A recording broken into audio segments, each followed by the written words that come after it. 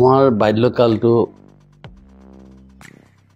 সঁচাকৈ বহুত গুৰুত্বপূৰ্ণ আছিলে হয় কাৰণ ল'ৰা ছোৱালী ভৱিষ্যতৰ কথাটো কেনেকৈ গঢ় কৰি তুলিব সেই কথাটো যদি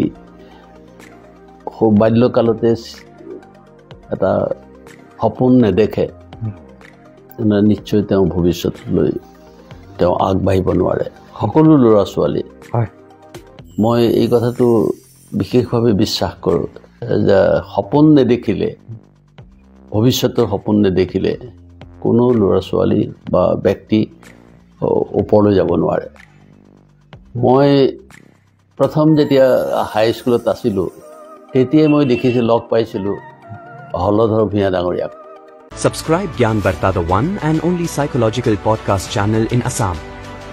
Get enlighten yourself. Thanks for watching.